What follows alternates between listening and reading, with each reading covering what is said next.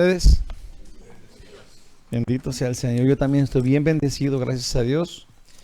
Y estoy bien contento pues de estar aquí, de verlos a ustedes venir a su iglesia, a su congregación y luego estudiar pues la palabra de Dios. Y vamos a hacer eso, si les parece. Hoy estamos en el capítulo de Marcos 1, en el Evangelio de Marcos. Estamos en la aplicación del estudio.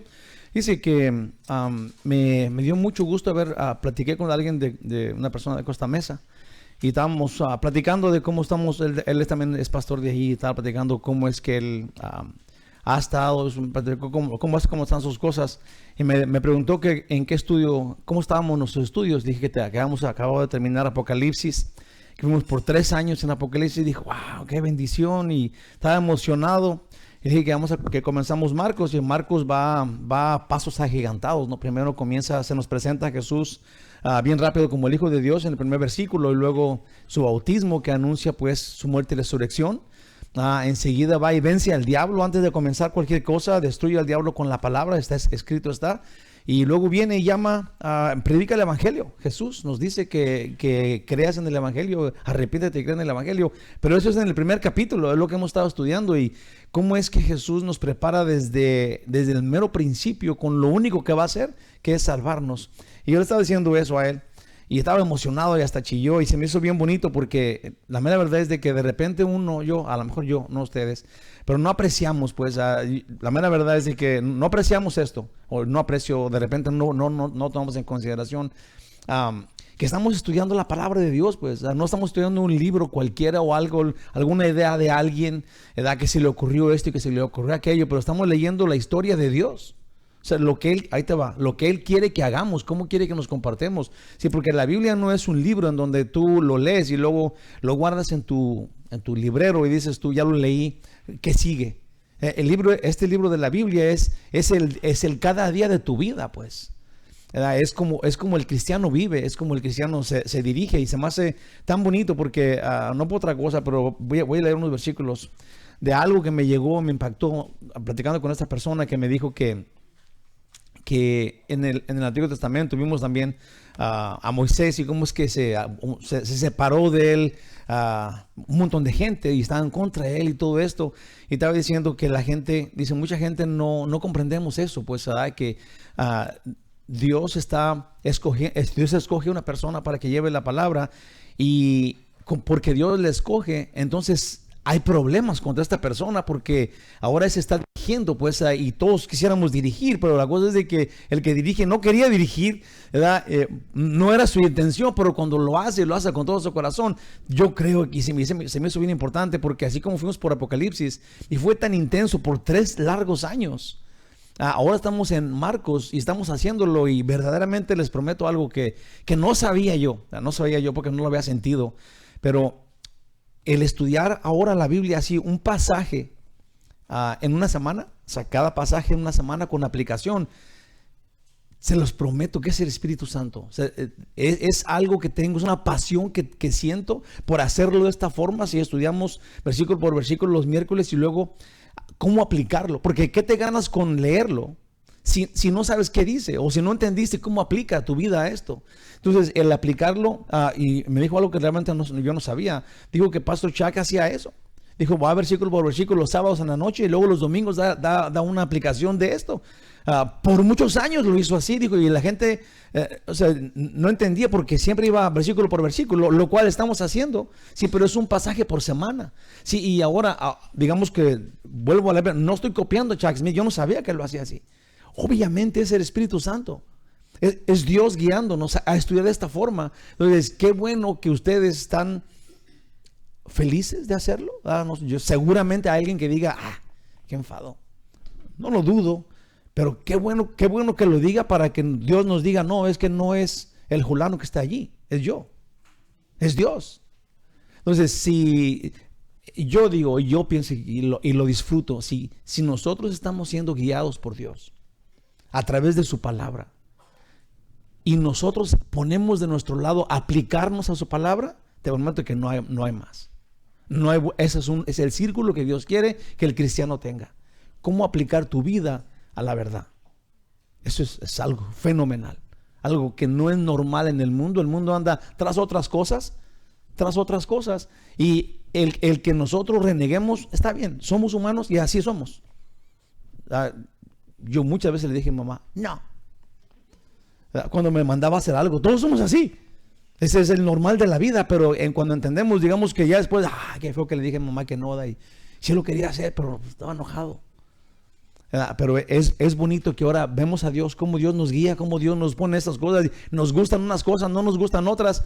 Todavía es Dios y todavía estamos aquí. Hacemos planes para venir, para asistir. Eso es súper, súper hermoso, invaluable. Gloria a Dios, somos el cuerpo de Cristo. El versículo que les iba a compartir es este. De antemano que les digo, en la hojita que tienen allí, si no tomo una, ahí todavía hay. En este versículo que está aquí en la pura esquinita que está enfrente de su hoja, yo puse ahí 1 Corintios 5:21, pero es 2 Corintios. Me faltó el 2, le puse el 1. Pero el que les quiero compartir es en 2 Corintios también, el capítulo 5, pero son los versículos del 12 al 15. Dice, no nos recomendamos, Pablo está hablándole pues a los corintios y está casi diciendo esto que estoy diciendo yo a ustedes ahorita.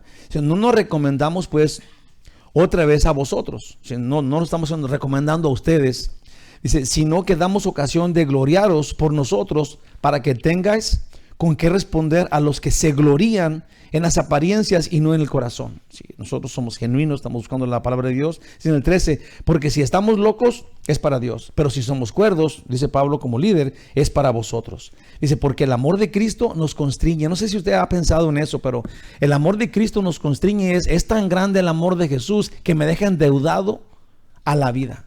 Si me deja endeudado a Dios, no puedo pagarle con el mismo amor que Él tiene para mí. Entonces el amor de Él me aprieta su pecho y me deja, digamos que parado ahí con todo este amor sin saber qué hacer. Eso es, el amor de Cristo me constriñe. Porque el amor de Cristo nos constriñe pensando esto, que si uno murió por todos, luego todos murieron. Y por todos murió, para que los que viven ya no vivan para sí, sino para aquel que murió y resucitó por ellos. Y esa sería la única forma de vida que tenemos nosotros. Nosotros ya no vivimos en nosotros, ya no nosotros, pero Él en nosotros. Ya no soy yo, pero Él en mí. Si yo ya morí a la carne y resucité junto con Él, ese sería el plan del cristiano, del salvo, del redimido. Voy a leer el pasaje del que estamos hablando ahorita, que es Marcos 1, es el capítulo 1 de Marcos, y son los versículos del 14 al 15, perdón, del 14 al 20. Entonces, aquí estamos, ¿dónde estás, Marcos? Dice capítulo 1, versículos 14 al 20, empezando el 14, dice, después que Juan fue encarcelado, Jesús vino a Galilea, predicando el evangelio del reino de Dios, diciendo, el tiempo se ha cumplido y el reino de Dios se ha acercado. Arrepentíos y creed en el evangelio. O sea, las primeras palabras públicas del Señor Jesús después de que venció al diablo en el desierto. Dice en el 16, andando junto al mar de Galilea, vio a Simón y a Andrés, su hermano, que echaban la red en el mar porque eran pescadores. Sí, Simón es Pedro y Andrés, su hermano. Dice en el 17, y les dijo Jesús, venid en pos de mí, síganme, y haré que seáis pescadores de hombres. Eso, haré que seáis significa los voy a enseñar. Los voy a discipular para pescar hombres. En el 18, dejando luego sus redes, le siguieron. Pasando de ahí un poco más adelante, vio a Jacobo, hijo de Zebedeo, y a Juan, su hermano, también ellos en la barca, que remendaban las redes. Dice en el 20, luego los llamó, y dejando a su padre Zebedeo en la barca, con los jornaleros, le siguieron. Entonces ese es el plan. A mí se me hace súper interesante que en el primer capítulo suceda todo esto, como ya dije, el bautismo, la destrucción del diablo en el desierto, porque está escrito por la palabra de Dios. Si luego va a predicar el evangelio y luego le llama a esas personas. Si una vez que digamos que ustedes entendieron que Jesús vino a morir por nosotros, que el diablo no nos puede vencer porque está vencido, si Jesús lo destruyó enfrente de nuestros ojos, sí, y luego nos predica arrepentimiento, que es un nuevo cambio, un cambio a una nueva vida. Si creemos que es la fe en el evangelio, que es Jesús mismo, nuestro abogado, sí, y luego nos llama. ¿Qué es lo que está pasando aquí? Luego nos llama cada uno en diferente ocasión, sí, cada uno en donde está, en su lugar donde está. Ya depende de nosotros. Dios soberanamente no nos obliga. Si Él pudiera, porque Él es Dios. Pero Él absolutamente, gloriosamente dice, tú tienes la decisión de seguirme o no. No quiero que estés quejándote en el cielo. Yo no quería. Que no va a pasar, pero Dios no quiere que nadie esté en el cielo que no quiera estar allá. O más bien, Dios quiere que el que esté allá quiera estar allá. Entonces nos da la opción, nos da la oportunidad, el poder para decir sí o no. Yo me quedo con mi papá tejiendo redes, o lo sigo como ellos lo siguieron. Vamos a ver. Ese es el plan. Seguir a Jesús. Dejar lo que estábamos haciendo. Esto no quiere decir abandonar nuestras familias, abandonar nuestros hijos. Esto quiere decir abandonar la antigua vida pecaminosa, ¿sí? El antiguo tú, la carne. Empezar a caminar ahora en el Espíritu, llenos de Dios en nuestras vidas. Como Él dice, ahora ya no, como Pablo dijo, ya no yo, pero Él en mí. Sí, y yo digo, hermanos, yo lo he pensado mucho, obviamente, ¿verdad? Porque quiero compartirlos entero. Quiero compartirles esto entero. Cuando el Señor te habla y tú estás allá en tu casa o estás comiendo o aquí en la iglesia y luego tú decides seguirlo a Él, ¿verdad? Decides tú que yo te recibo como mi Señor y Salvador, quiero entregarte mi vida, yo soy tuyo, de ti te pertenezco y al cielo voy por la fe, por la gracia de Dios. Ahora, cuando haces eso es personal, pero luego descubres que vienes a la iglesia y luego hay un montón de gente que también hizo eso y que están en la misma posición que tú de querer hacer, ¿verdad? ¿Somos perfectos? De ninguna manera. ¿Que yo soy perfecto? El peor de todos. Pero que estamos juntos, luchando, orando unos por otros, animándonos, ojalá y animándonos unos a otros y no comiéndonos unos a otros, Pablo dice. Imagínate que algo, digamos que algún chiste que yo diga, que de repente me aviento unos chistecillos todos feos, ¿verdad? Y luego en vez de hablar del mensaje, digan, ¿viste cómo dijo el pastor? Que bien chido. Ay, fuchi. Te digas, no sería nada de edificación. Sería todo lo contrario a lo que venimos a hacer. Les voy a decir algo. Dios me llamó, ¿no? Y yo obediente ahí voy, ¿verdad? Pero no puedo ser el hombre perfecto que ustedes quisieran que fuera, porque Dios me llamó porque yo soy Miguel. Entonces yo tengo nomás que ser el 100% del Miguel que soy. No puedo dejar de ser de Talpita, de Guadalajara. Talpita es mi colonia donde yo crecí. No puedo dejar de ser el esposo de mi esposa, el papá de mis hijos. Todavía soy pero con ese que Él llamó, Él quiere llevar su palabra y el mensaje. Sí, digo, no sé cómo se oiga, a lo mejor se oye como que me estoy quejando, pero es súper hermoso de saber. Somos unas personas, un grupo real, sí, en donde no estamos aparentando nada. Esto es lo que es. Esto es lo que es. Yo le entregué mi vida a Cristo a estudiar su palabra. Ese fue el llamado. Me la paso estudiando todos los días. Y sí, me avento mis chistecillos feos, pero denme chance, ¿verdad? ¿Qué tal si estudiamos juntos todos? Aún ay, ni te rías, déjalo en paz. Pero, ¿qué dijo Dios? ¿Verdad? ¿Cómo tú y yo vamos a aplicarnos a esto y a ser evangelistas? ¿Cómo lo vamos a hacer? ¿Cómo vamos a dejar la carne? ¿Cómo vamos a dejar el chisme? ¿Cómo vamos a dejar las malas palabras? El otro día alguien me dijo, pastor, usted dice que dejar las malas palabras, pero yo todavía les digo, estamos en la lucha, pues. Estamos en la lucha. Ninguno somos perfectos. Ahora, si no luchas, yo así soy, así nací, yo soy rebelde. A mí mi papá me enseñó a ser así, bueno, déjalo. O sea, ese sería el punto, ¿no? Empezar a dejar de ser las cosas que no nos gusta, que a Dios no le gusta que hagamos. Como la mentira, como los vicios. O sea, de a poquito. Entonces, nuestro cambio tiene que ser notable. Te voy a decir para quién. Primeramente para ti, pues. Porque la gente te va a criticar de todos modos. Y yo lo acepto perfectamente bien. Pero a quien estamos tratando de llegar es a Cristo, ¿sí o no? Entonces, antes que la gente vea que está en tu corazón, tú lo ves. Y Dios sí lo ve. Como dijo Spurgeon, acuérdate que tus pensamientos se oyen en el cielo. Entonces, el Señor sí sabe tu propósito, sí sabe lo que quieres, sabe tu lucha. Y eso es suficiente. Dios no nos va a llevar al cielo hasta que seamos, digamos, hasta que probemos que somos perfectos. Dios nos va a llevar al cielo porque somos perfectos en el perfecto, por la fe en Jesús. Amén. Puse así, como resumen de este miércoles pasado, de este mismo estudio, cuando Juan Bautista fue arrestado, que es una clase de introducción, Jesús regresó a Galilea. Cuando Juan Bautista fue arrestado, Jesús regresó a Galilea, predicando que se arrepintieran y creyeran en el Evangelio, pues el reino de Dios ya estaba aquí. Jesús mismo es quien nos transforma en justos y dignos por la fe. Jesús llamó a 4 a seguirlo y ellos dijeron sí. Jesús sigue llamando hoy a otros 4 y a otros 4 y a otros 4. Y hoy nos va a llamar. Entonces, Dios maravilloso, guíanos. Danos, Señor, la capacidad de seguirte, de ser uno que te siga a ti, una persona individualmente diferente que todos. Ayúdanos, Dios, para que cada uno sea el que te sigue a ti, el que deja todo. Y luego nos juntemos todos del otro lado, junto contigo. Ayúdanos, Señor, fortalézanos, guíanos, ayúdanos a entender este mensaje. Ayúdanos para que nos caiga el 20. Que no lo sintamos como una pedrada, lo sintamos como un lazo al que se está ahogando. Gracias, Jesús. Guíanos. Oh Dios Espíritu Santo, dirígenos para gloria tuya, oh Padre nuestro. Amén. Entonces puse acá aplicación a esto que acabamos de leer, cuando Jesús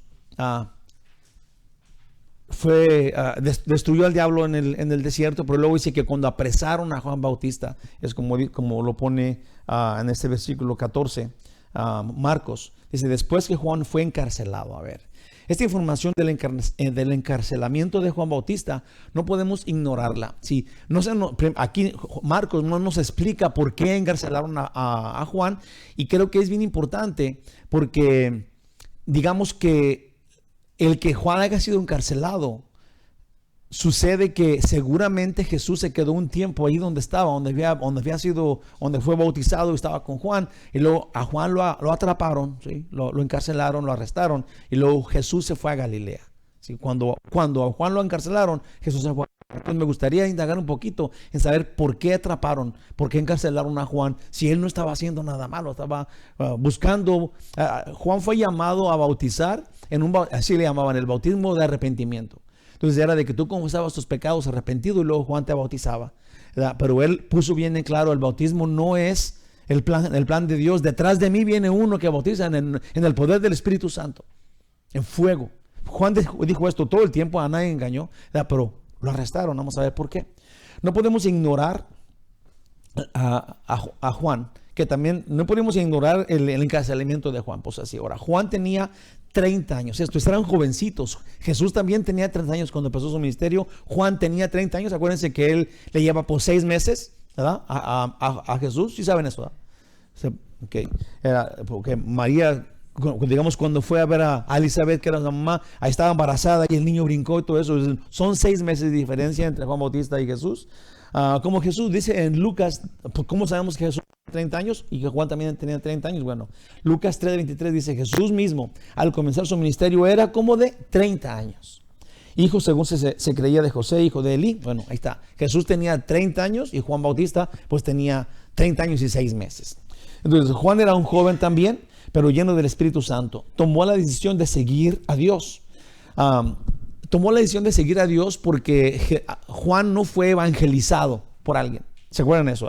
No había evangelización, Jesús todavía no estaba. Él conoció a Jesús, no sé, tenían esta relación, pero aquí no se dice eso. Aquí dice que Juan simplemente tuvo un llamado de Dios, sí, y él decidió seguir a Dios, digamos que en su propio grupo. Él comenzó esto, Juan Bautista. Vamos a ver cómo fue su llamado. Hermanos, Juan no vio a Jesús crucificado.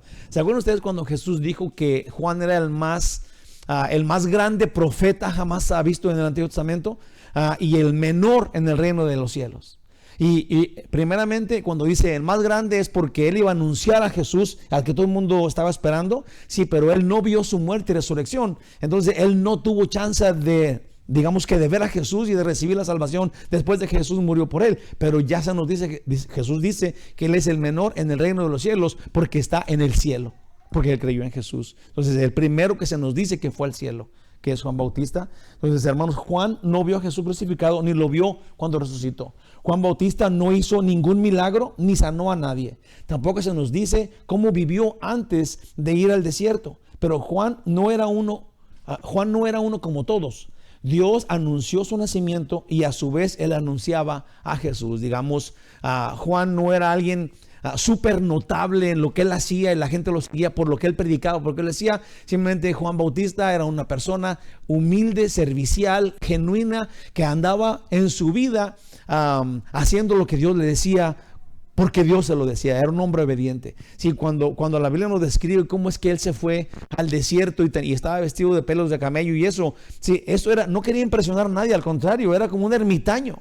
Sí, que se fue a hacer lo que Dios le dijo, donde Dios le dijo que fuera a hacerlo, sí, sin ninguna promesa de que la gente le iba a seguir o que nada. Él dijo, ve al desierto y bautiza,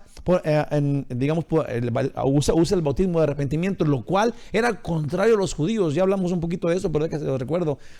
Ningún judío tenía que bautizarse para pertenecer al reino de Dios, porque los judíos son el pueblo de Dios.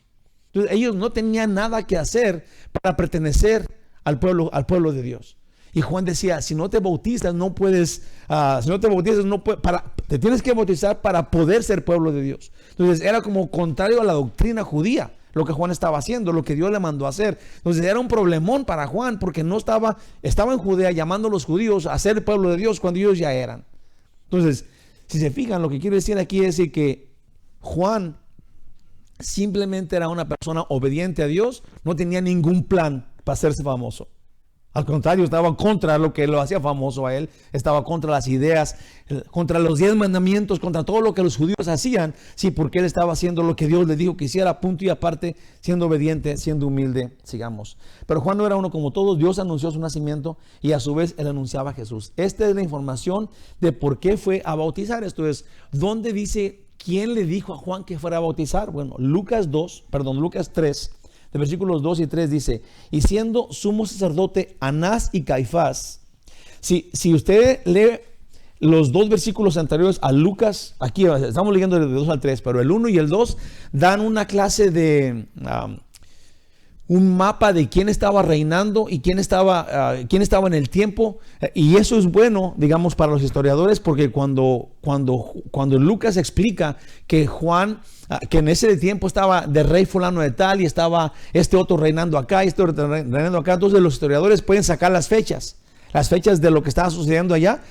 Ahí dice que en el año 15 después de Cristo estaba el emperador este y otro. Entonces cuando un historiador bíblico empieza a analizar cuándo reinó este rey y cuándo dejó de reinar este otro, pueden sacar la fecha exacta de lo que está pasando acá. Ahora, nomás del 2 para el 3, nomás me interesó escuchar que estaba Anás y Caifás, eran los sacerdotes, que también se puede obviamente sacar qué tiempo estaban ellos ahí de sacerdotes. Dice ahí, siendo otra vez, y siendo sumos sacerdotes Anás y Caifás, vino palabra de Dios a Juan, hijo de Zacarías, en el desierto, y él fue por toda la región contigua al Jordán, predicando el bautismo de arrepentimiento para perdón de pecados. Entonces, ¿por qué Juan se fue al desierto? Porque vino palabra de Dios a decirle. Vino Dios y le dijo, Juan, tú te vas al desierto a bautizar para que sean pueblo mío. Y él simplemente fue obediente, dócil a la palabra de Dios. Él fue porque él así era. De acuerdo a Lucas, Juan recibió palabra de Dios para comenzar su ministerio de bautismo de arrepentimiento para perdón de pecados. El año 15 después de Cristo, dice allí, pero los historiadores no lo ven tan fácil de decir que el año 15, pues los datos que tenemos en la Biblia junto con los historiadores oficiales del mundo han puesto cada suceso y cada hecho histórico como en qué año gobernó quién, si ese sería lo que hemos estado haciendo, y han deducido que Juan comenzó a bautizar alrededor del año 27, lo cual tiene mucho sentido. Cuando Jesús vino de 30 años a empezar a predicar el evangelio, y predicó por 3 años, ¿sí? Él murió a los 33 años. Si tiene sentido cuándo comenzó a predicar Juan y cuándo se juntó con Juan. Cuando vino Jesús a Juan, aquí tenía 27 años. Juan duró como 3 años en el desierto bautizando. Si luego vino Jesús a los 30 años, que también tenía Juan 30 años en ese punto. Si duró 3 años y medio Jesús predicando, y luego fue muerto y resucitado. Entonces tiene sentido. Ahora la escritura tiene, digamos que ahora es. El otro día escuché esto y me gustó mucho. Y esto no es como pedrada para nadie, pero sí. La gente que cree que Jesús no es Dios. La gente que cree que Jesús no es Dios, y me estoy refiriendo obviamente a los mormones y a los testigos de Jehová, que se dicen cristianos y que van a tus puertas y que andan en las calles aferrados a llevar a una doctrina incorrecta que ellos quieren. Pues, a mí me da pendiente, porque nosotros los que tenemos la verdad no andamos haciendo eso. Pero ¿sabes por qué? Por vanidad. Ellos lo hacen porque quieren que tú aprendas lo que ellos saben, aunque lo que están diciendo es que Jesús no es Dios. Si tú les dices, Jesús tu Salvador, dicen que sí porque quieren el beneficio. O Jesús es mi Salvador, Él murió por mí. Sí, pero si no es Dios, es otro mártir que muere por la gente. Porque no por la muerte de alguien eres salvo. Tiene que venir Jesús, tomar tu pecado en el poder de Dios y luego matar tu pecado junto con su cuerpo en la cruz. Si no es Dios, nadie tenemos Salvador. Si Jesús no es Dios, ninguno de nosotros somos salvos. Entonces, ¿qué estoy diciendo? Les estoy teniendo un pedradón a ellos, ¿ya? Porque si no es Jesús Dios, ellos no pueden ser salvos. No importa cuántos días se la pasen sin comer, tocándote la puerta y cortando tu yarda. Si ellos no creen que Jesús es Dios, si nosotros no creemos que Jesús es Dios, entonces nadie somos salvos. Porque solo Dios puede perdonar los pecados, especialmente por lo que hizo en la cruz, pues. Él mató su cuerpo Él se hizo pecado por nosotros. Nuestro pecado fue matado con Él en la cruz. Y ahora tenemos vida eterna cuando Él resucitó. Sí, tiene que ser Dios. Es obvio, es como indispensable bíblicamente para la salvación del hombre, que Jesús sea Dios. Entonces, puse acá, Job comenzó a bautizar alrededor del año 27, entonces 2 o 3 años antes de que viniera a él Jesús, cuando tenía 30 años. Creo que es justo que veamos la situación de Juan Bautista por un momento. Por cerca de 3 años Juan bautizaba y predicaba arrepentimiento para perdón de pecados. Era pues conocido, muchos judíos venían a él. Esto es, por 3 años él predicó el evangelio y siempre dijo que detrás de él venía Jesús, que es uno a que él no podía, ni siquiera era digno de amarrarle las chanclas. Dijo, ¿sí dijo chanclas? Sandalias. Entonces, lo que era de que Juan decía, yo no soy el Cristo, detrás de mí viene Él. Él va a bautizar con poder del Espíritu Santo. Nunca lo negó, todo el mundo lo sabía. Él predicaba que ahí venía el Mesías. Okay, ahora, ahí te va. Herodes apresó a Juan y esto me gustó mucho. Se lo prometo que, aunque ya lo había leído muchas veces, no había captado que tal vez no sea tan importante, pero tenemos que leer la Biblia como la Biblia lo dice. Herodes atrapó a Jesús, ¿verdad? Herodes lo arrestó. Herodes Antipas arrestó a Jesús porque Juan le decía que no le era lícito tener a la esposa de su hermano como esposa, ¿verdad? Porque él era el rey. Entonces él dijo, te voy a quitar a tu esposa y me la voy a hacer mi esposa. Pero el problema no era verdaderamente con Herodes contra Juan. Era de la esposa de Felipe contra Juan. Ella lo quería matar. Entonces, al apresarlo, Herodes como que lo escondió en la cárcel. Y él iba a hablar con él. Dice ahí, le gustaba hablar con él. Lo tenía a salvo de la esposa de su hermano. Vamos a ver, dice acá. Para protegerlo de Herodías, que era la esposa de Felipe, su hermano. Marcos 6, del 17 al 20, para que no me la crean a mí, que dice la Biblia. Dice, porque el mismo Herodes había enviado y aprendido a Juan y la había encadenado en la cárcel por causa de Herodías, mujer de Felipe, su hermano, pues la había tomado por mujer. Porque Juan decía a Herodes, sí, había tenido ¿cómo se llama esta? Había tenido una charla matrimonial con Herodes, ¿verdad? Y a esta mujer no te corresponde, Dios no lo ve bien, le sacó las escrituras, Dios dice esto y esto y esto, y Herodes dice que lo tenía en la cárcel y le gustaba oír con él, pero él le caía gordo, pues, que le dijera eso, que le dijera que no le era lícito de parte de Dios. Dice, no te es lícito, a Juan le decía a él, no te es lícito tener la mujer de tu hermano, pero Herodías lo acechaba y deseaba matarle. Eso es la mujer de Felipe.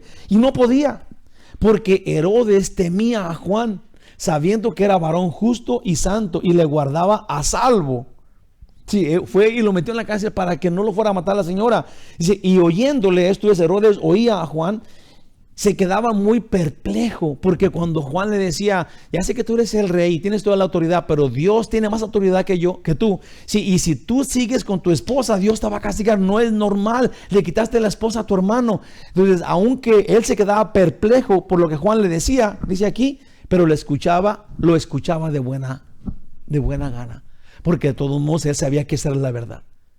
Sí, información, simplemente que tenemos que saber cómo va la historia, sí, qué es lo que estaba pasando acá, por qué Herodes todavía iba a oírlo a él, pues porque le decía la verdad, lo cual seguramente nadie le decía porque era el rey, pero Juan sí le decía la verdad. Y después le quitaron la cabeza por decir la verdad por lo mismo. Sí, porque él prometió a la hija de esa señora que le iba a dar que le iba a dar la mitad del reino. Y esta mujer le dijo, no, nada de mitad del reino. Dile que te dé la cabeza de Juan Bautista. Ya saben, como escondiditas. Y luego ya, él ya había prometido. Y un rey, según él, tiene que hacer lo que dice. Y pues ya, eso fue lo que pasó. Pero qué importante es esto. A mí se me hace, ¿verdad? Que ok, ya sabemos qué pasó, por qué arrestaron a Juan. Ya sabemos, ¿verdad que sí? Después de que arrestaron a Juan, entonces Jesús empezó pues su ministerio, pero teníamos que saber todo este chisme, amén. Todo esto para decir que Juan Bautista vivía santamente. Si Herodes le temía y la gente lo sabía, a Juan se le notaba su fe, era un hombre de Dios. Y el rey Herodes pues le tenía miedo porque era un hombre de Dios. Es bueno que nosotros entendamos que a veces la gente no nos cree o digamos que nos juzgan de santurrones o lo que tú quieras, pero tenemos que saber que cuando tú representas la verdad, ¿sí? Cuando tú andas llevando la verdad de Dios al mundo, hay una clase de temor en cuanto a ti, porque tú eres un hombre de Dios, una mujer de Dios. Eso tenemos que saberlo, porque eso es lo que nos dice acá. Si Dios está de nuestro lado cuando nosotros andamos en el lado de Él. Juan fue un siervo humilde, con lealtad. Eso es lo que era Juan. Después que Juan fue encarcelado, ok, ya sabemos por qué, ya vimos todo eso. Nuestro Señor Jesús va de regreso a su casa a Galilea. Y dice aquí que va predicando el evangelio del reino de Dios. Esto nunca antes se predicó por nadie, pues el reino de Dios es el gobierno de Dios entre los suyos. Sí, cuando Jesús comenzó a predicar el evangelio, era algo completamente novedoso. Sí, nadie antes había predicado que el reino de Dios ya había llegado, porque ese es el gobierno de Dios en la tierra. Sí, entonces Jesús predicó eso, y eso es algo glorioso en sí, pues Dios aquí entre los hombres estaba literalmente. Es la presencia de Jesús. Jesús pues es el reino de Dios. Yo creo que tenemos que, como ya dije, como empezar a analizar las cosas. Cuando Jesús dijo el reino de Dios se ha acercado, sí, el reino de Dios está cerca, es porque nunca antes había estado el reino de Dios tan cerca que cuando Dios caminó en carne en Cristo Jesús entre los hombres. Entonces Jesús es el reino de Dios en la tierra. Jesús es el reino de Dios. Estaba ahí con ellos y regresará por los redimidos. En Lucas 17, del 20 al 25, dice, preguntando por los fariseos, fíjate cómo dice aquí, preguntando por los fariseos, ¿cuándo había de venir el reino de Dios? Jesús le respondió y dijo, el reino de Dios no vendrá con advertencia, ni dirán, helo aquí o helo allá, porque he aquí el reino de Dios está entre vosotros. Súper clarísimo. ¿Cuál es el reino de Dios? Jesús dijo, lo estás viendo. Sí, no va a venir con grandes truenos. El reino de Dios ya está aquí. Está entre ustedes. He aquí el reino de Dios está entre vosotros. Y dijo a sus discípulos, tiempo vendrá, sí, eso es importante también para nosotros hoy día, tiempo vendrá cuando desearás ver uno de los días del Hijo del Hombre y no lo veréis. Esto es, va a llegar el tiempo en donde nosotros estamos queriendo verlo, al que ya estaba aquí pero ya no está, y luego lo vemos y deseamos que Él regrese. Sí, eso es lo que es. Y os dirán, helo aquí, helo allá, no vayáis ni lo sigáis, porque como el relámpago que al fulgurar resplandece. Esto es un fulgurar. Investigué esa pregunta. Es cuando un relámpago lo ves aquí, fulgura y se ve por todos lados, ¿verdad? Pues eso es lo que Jesús estaba diciendo. Al momento va a aparecer por todos lados cuando venga su reino. Dice, resplandece de un extremo del cielo hasta el otro. Así también será el Hijo del Hombre en su día. pero primero, sí, eso sería cuando venga, cuando lo estamos esperando en su segunda venida, dice Jesús, pero primero les dijo a ellos, es necesario que padezca mucho y sea desechado por esta generación. ¿Te imaginas? Si no entendemos esto, que el reino de Dios ya vino, Jesús le preguntaron que cuándo iba a venir el reino de Dios, y Jesús dijo, es necesario que padezca. El reino de Dios padezca. Es lo que está contestándoles ahí. Entonces, está súper claro que el reino de Dios es el gobierno de Dios con los hombres, y ese reino de Dios que tiene que morir es Jesús. El reino de Dios, pues, es Jesús, súper claro. Puse acá déjame ver, ya me ganaron ustedes. El reino de Dios es Jesús reinando. Ellos lo tuvieron cuando vino por primera vez. Nosotros tenemos a Jesús hoy en nuestras vidas. Esto es, Jesús vino en aquel día, lo vieron allí. Eso era el reino de Dios con ellos. Nosotros lo tenemos hoy. El reino de Dios entre nosotros. Sí, no necesitamos esperar que el reino de Dios venga como van a esperarlo después del rapto de la iglesia. Nosotros lo tenemos ya. El reino de Dios está en tu corazón, el reino de Dios está en el mío. Nosotros estamos en el reino de Dios. ¿No te da gusto? Esto es un derecho que el cristiano tiene. Nosotros pertenecemos al reino de Dios, y si te das cuenta, nosotros pertenecemos al que es el reino de Dios. Ahora tenemos que saber que su autoridad como reino de Dios es necesaria seguirla para el cristiano, porque si tenemos el reino de Dios y nos sentimos de Dios, pero no hacemos su gobierno, es como que no lo tenemos. ¿Te fijas? Realmente tenemos que sabernos del reino de Dios cuando estemos sometidos al reino de Dios, pertenezcamos al reino de Dios. Yo pienso que es súper lógico. Algo que se tiene que ser, tiene que suceder. Ellos lo tuvieron cuando vino por primera vez. Nosotros lo tenemos a Jesús hoy en nuestra vida, en el corazón. Dice Romanos 14, del 17 al 18. Dice, porque el reino de Dios no es comida ni bebida, si no son reglas, sino justicia, paz y gozo en el Espíritu Santo. Porque el que en esto sirve a Cristo agrada a Dios y es aprobado por los hombres. Esto es, hermanos, nosotros no necesitamos hacer cosas para pertenecer al reino de Dios, como cosas religiosas me refiero, ¿verdad? Como yo venir con un gorrito y con una vestido diferente, o ustedes tener que hacer cosas religiosas para pertenecer al reino de Dios. Solamente tenemos que tener paz en el conocimiento de lo que somos, de quiénes somos. Él nos vino a salvar, murió por nosotros. Él quiere ahora que vivamos santamente. Si quieres hacer algo religioso notable ante el mundo, entonces perdona, sé perdonado, perdona a los demás, acepta que alguien te pida perdón. Sí, pide perdón y perdona. Ama a los demás. Sí, hay un lugar donde dice lo que tienen que hacer es darle la mitad de lo que tú tienes a los pobres. Sí, cuidar de los pobres, cuidar de los niños, cuidar de la gente, ser santo, ser como Cristo, tener el corazón de Dios. Esto no es algo que te dé el cielo, eso te hace del cielo. Eso te da el derecho que tú sabes que tienes. Sí, no lo haces para llegar al cielo, lo haces porque del cielo eres. Tú eres el reino de Dios. Somos el cuerpo de Cristo, imagínate. Qué chulada y qué clarito está esto. Otra vez, porque el reino de Dios no es comida ni bebida, sino justicia y paz y gozo en el Espíritu Santo. Eso es todo. Justicia, paz y gozo en el Espíritu Santo. Es lo que tiene el reino de Dios en sí mismo. Porque el que en esto sirve a Cristo agrada a Dios y es aprobado por los hombres. Y Jesús, el Rey de Reyes y Señor de Señores, reinará en la tierra por 1000 años. Esto es, literalmente, el reino de Dios va a venir y va a reinar por 1000 años. Eso es en el futuro. Nosotros ya lo tenemos. Ellos lo tuvieron físicamente, pero otra vez va a volver en el futuro. En Apocalipsis 26 dice, bienaventurado y santo el que tiene parte en la primera resurrección. La segunda muerte no tiene potestad sobre estos, sino que serán sacerdotes de Dios y de Cristo y reinarán con él por 1000 años. Entonces va a venir el reinado del milenio. Sí.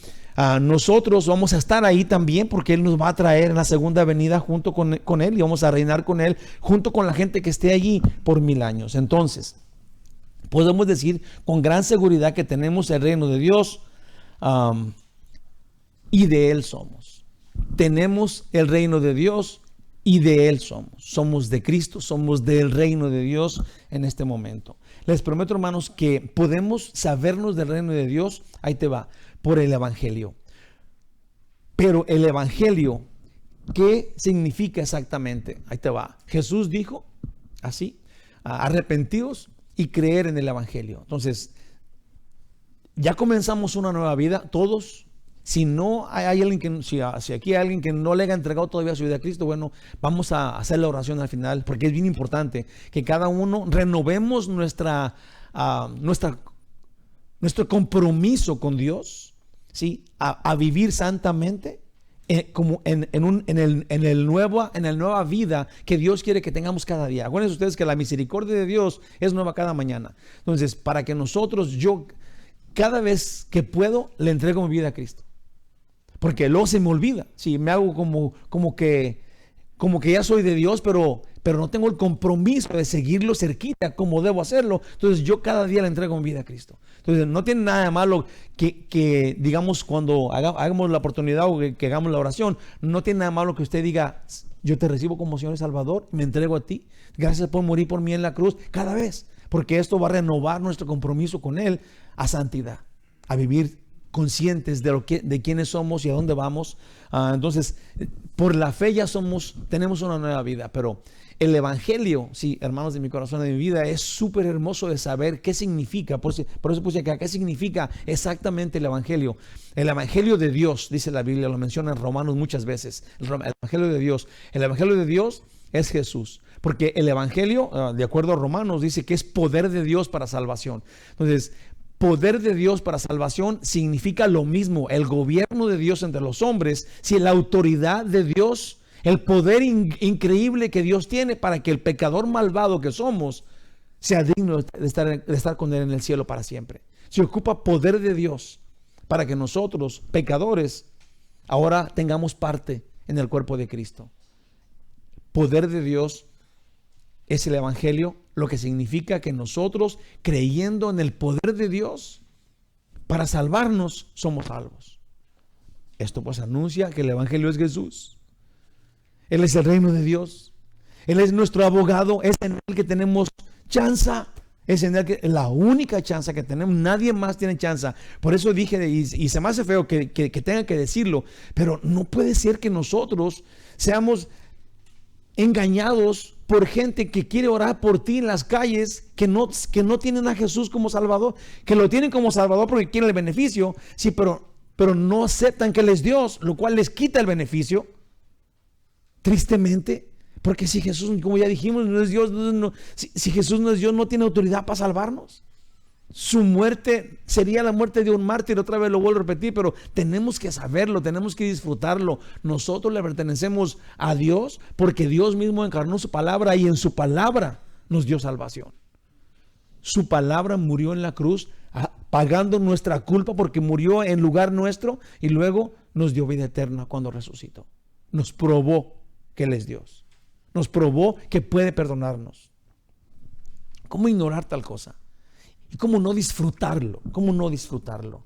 ¿Qué significa el Evangelio? Pues dice la Biblia que el Evangelio es poder de Dios para salvación. Romanos 1 del 16 al 17. Porque no, dice Pablo, porque no me avergüenzo del Evangelio, porque es poder de Dios para salvación a todo aquel que cree. Jesús dijo: crean en el Evangelio, arrepentidos y creer en el Evangelio. Sus primeras palabras aquí en Marcos, y Pablo lo vuelve a repetir en la forma que Dios le dice que lo diga: es poder de Dios para todo aquel que cree. Al judío primeramente, porque Jesús vino primeramente a los judíos, y también al griego, que son todos los demás que no son judíos, que somos nosotros, porque en el Evangelio la justicia de Dios se revela por fe y para fe, como está escrito: mas el justo por la fe vivirá. Sería: no hay justo si no es por fe. Sí, la justicia de Dios se manifiesta en Cristo Jesús. Jesús es el reino de Dios. Jesús es el Evangelio. Jesús es nuestro abogado. Jesús es nuestra justicia. Si no tenemos a Jesús, no hay salvación. Él es nuestra justicia. Es el poder de Dios para que un pecador pueda entrar al cielo. Así de sencillo, por la gracia de Dios. El Evangelio de Dios es la nueva noticia de salvación que es en Jesús. Les prometo que se necesita ser Dios todopoderoso para vencer la naturaleza de pecado del ser humano y así darle vida nueva y eterna. Se necesita ser Dios para quitarte la naturaleza de pecado que tenemos. Se necesita ser Dios. Si Él no es Dios, nadie somos salvos. Si Jesús no resucitó, Pablo dice, todos somos dignos de lástima. Pero si Jesús es Dios, porque Dios murió en la cruz, si tenía que morir en la cruz, o morir, ¿verdad? Y Dios no podía morir, encarnó su palabra, ahora murió en la cruz por ti y resucitó porque Él es el dueño de la vida. Y nos enseña que la muerte no es el final, es el principio de nuestra vida eterna.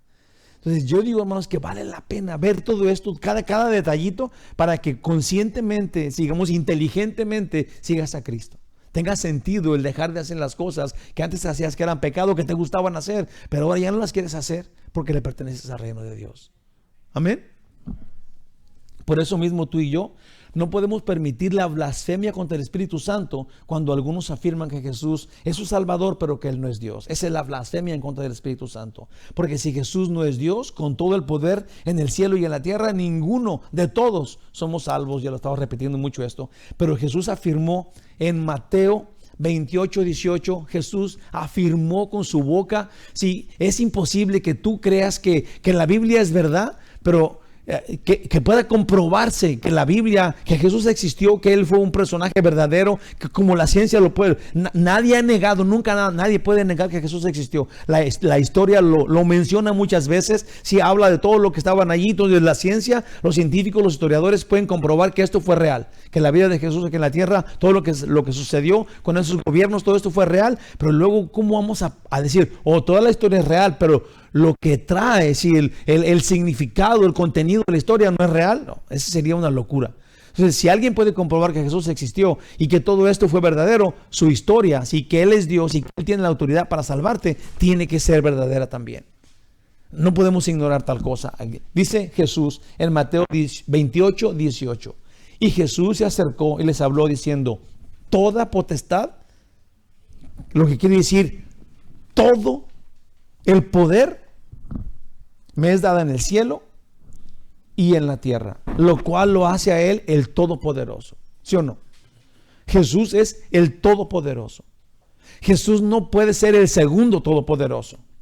O si esto fuera como alguien no lo entiende, si dijera yo soy el Hijo del Todopoderoso, ¿no? Lo entenderíamos muy bien. A mí, aquí dice yo soy el Todopoderoso, tengo todo el poder en el cielo y tengo todo el poder en la tierra. Entonces Él es el poder de Dios para salvarnos. Confiadamente podemos decirlo, podemos proclamarlo, podemos aceptarlo, podemos descifrarlo y podemos confirmar. Nosotros somos salvos en todo el poder de Dios en Cristo Jesús, para gloria de Dios. Arrepentidos y creen. Otra vez. Y Jesús se acercó y les habló diciendo, toda potestad me es dada en el cielo y en la tierra. De las primeras palabras de Jesús podemos entender esto: arrepentidos y creed. Con nueva vida, inmediatamente después de aprender esta gloriosa misión de Jesús, su propósito y que Él es Dios, una vez que dejó eso bien claro en lo que hemos estudiado hasta aquí, Jesús empieza a llamar a los del grupo de nosotros, esto es, a los redimidos. Es importante también, ya vamos a terminar, pero me gustaría que lo checáramos. Nosotros somos del grupo de los redimidos. Esto quiere decir que del grupo que hemos, porque hay muchos hombres y mujeres, pero hay un grupo de los cuales Él se preocupa, y Él va a venir y va a recoger un día de estos. Es su iglesia, ¿sí? Cuando Jesús venga por su iglesia en el rapto, que se nos dice en la Biblia, no va a venir a llevarse a todo mundo. Él dice que se va a venir a llevar a unos. Eso es la iglesia. Y esta iglesia es el cuerpo. Y este cuerpo son los que creyeron. Los que creemos que Jesús tiene el poder y la autoridad de Dios para salvarnos. Entonces, la verdad es de que todos somos creación de Dios, pero solo uno somos redimidos de Cristo. Solo uno somos hijos de Dios en Cristo Jesús. Y por estos Dios viene. Y por esos son el grupo de redimidos. Jesús comenzó a hablarle a 4 de los primeros redimidos, ¿sí? Que era los dos hermanos, el hermano de Pedro Pedro y su hermano, y Juan y su hermano, son los primeros 4 de todos los que ahora somos, nuestro mismo grupo, el grupo de nosotros, los redimidos. Aquí llamó a 4, y estos andaban en el mundo sin salvación, no tenían nada de especial, y Jesús les buscó y les preguntó si querían seguirlo. Y los 4 dijeron sí, y dejaron lo que dejaron lo que hacían, todo. Otra vez, los 4 dijeron sí, y dejaron lo que hacían, y dejaron el mundo atrás, y nacieron de nuevo. Algo que yo quisiera que nosotros entendiéramos, y que yo mismo quiero entender, es de que antes de esto, sí, no se nos dice nada de Pedro, ni de Juan, ni de nada. Aquí dice que los encontró pescando, ¿verdad?, en sus trabajos, remendando redes, ¿verdad? Y luego él fue allá donde ellos estaban, y luego les dijo: síganme, vayan en pos de mí, síganme. Y esto me da mucha esperanza, porque ninguno de nosotros primero aprendió todo esto y luego buscó a Jesús, sino que él, donde andábamos, como dijo mi mamá, andábamos comiendo rábanos, ¿verdad? Y allá donde andábamos, allá nos fue a buscar. Allá en la esquina donde andábamos, fue y te sacó de allá, y luego te dijo: sígueme. De él salió. La Biblia dice: ustedes no me buscaron a mí. Es importante, hermanos, que nosotros entendamos eso. Nosotros lo seguimos a él después que él nos buscó, pues. Ahí te va. Le somos importantes. Él sí sabe quiénes somos. Y si lo quiere decir así, le caemos re bien, ¿verdad? Porque él fue a decirnos, cuando no lo pelábamos, cuando andamos en nuestros asuntos, él fue a decirnos: vente, sígueme. Y tienes el derecho de decir: no, estoy ocupado. Lo cual tal vez hicimos muchos de nosotros muchas veces. Y él no se agüita por eso. O sea, el día que lo seguiste, él está feliz. Pero sí tenemos que saber esto: si decides seguirlo, si decides seguirlo, entonces perteneces al reino de Dios, que debes obedecer, que te debes someter para hacer. Amén. Hermanitos hermosos de mi corazón, Dios abrió la puerta que nosotros cerramos cuando pecamos. Y porque Jesús nos quitó el pecado, Dios, a quien sea que crea, eso sería la fe, creer en el evangelio, les da vida eterna. Dios a través de Jesús nos llama, y en el poder del Espíritu Santo nosotros lo oímos. Acuérdate de esto: cuando tú estabas bien sacado de onda, estabas completamente ajeno a Cristo, y cuando oíste su voz, entendamos, disfrutemos que el Espíritu Santo te alertó y luego lo oíste. No fue tu gran inteligencia o en el momento que tú ya estabas bien preparado, para nada. Jesús fue a donde tú estabas, y allá donde tú estabas lo oíste, porque el Espíritu Santo te abrió los ojos, te abrió los oídos. Ahora lo viste, ya estaba ahí, pero no lo habías visto, pero luego de repente lo ves. Es el poder de Dios, es su autoridad, es su llamado, es Él. Y nosotros lo seguimos. A un momento determinado, cada uno en su esquina donde estaba lo siguió, pero ahora estamos juntos. Te prometo, hermano y hermana, no malgastemos su llamado y el que ya estamos juntos hablándonos mal de los demás. No sería justo para Él, porque Él nos conoce individualmente. Muchas veces he dicho, y lo digo porque realmente lo siento, digamos que de corazón te lo digo: relaciónate con tus hermanos, váyanse a tomar un café, un almuerzo, y anímense a no chismear. Amén. Sí, no es de que nos vamos a ir a tomar un café y fíjate que Manganito ya se peina de otro lado, no traía calcetines, ¿verdad? O sea, porque si no hacemos esto, qué chiste. Necesitamos probarnos, necesitamos retarnos a unirnos como familia, como Cristo, y luego buscar el crecer en amor, no del otro lado. Amén. Ahí te va, no hay ninguna piedra para nadie, no lo tomen así, mismo yo, es para mí, pues. O sea, necesitamos encontrar el amor y la amistad entre los hermanos y decir, nosotros somos este grupo de hermano. Y cuando veas que alguien, fíjate, le dije a mi esposa, porque se me hizo bien curioso, alguien en el internet puso esto, dijo, si vas a, es un ejemplo, pero hago re temprano. Dice, si vas a una casa que te invitan a un almuerzo, te invitan a comer, ¿verdad? Y llegas a esta casa, ¿verdad? Y luego ves que en el ventilador de la sala hay polvo y hay murucitas ahí de cacahuates y eso, y hay telarañas en los focos, no vuelvas nunca a esa casa, porque fuiste como invitado, pero terminaste siendo el juez de ellos. Fuiste a criticarlo, no vayas a ir ahí criticón otra vez. Se me hizo bien suave ese ejemplo. Sí, no los de la casa eres tú. Sí, amén. Wow. Entonces, así como los primeros 4 discípulos, sigamos a Jesús dejando atrás la naturaleza de pecado. Entonces, así como los primeros 4 discípulos que siguieron a Jesús, dejemos atrás la naturaleza de pecado y con todo gozo y paz sigamos a Jesús animándonos unos a otros en oración, firmes en la verdad. Animémonos unos a otros, orándonos por otros, animándonos. Efesios 2, del 3 al 5 dice, entre los cuales también todos nosotros vivimos en otro tiempo, en los deseos de nuestra carne, haciendo la voluntad de la carne y de los pensamientos, y éramos por naturaleza hijos de ira, lo mismo que los demás, pero Dios, que es rico en misericordia, pero Dios, por su gran amor con que nos amó, aún estando muertos, nosotros muertos en pecados, nos dio vida juntamente con Cristo. Por gracia sois salvos, por la gracia de Dios. No éramos especiales, es la gracia de Dios. Segunda de Timoteo 1:9, quien nos salvó y nos llamó con llamamiento santo, no conforme a nuestras obras, sino según el propósito suyo. Si Dios no nos escogió porque nosotros éramos los iluminados en medio de la oscuridad, al contrario, éramos los más oscuros. Me gusta como Pablo dice, yo soy el jefe de los pecadores.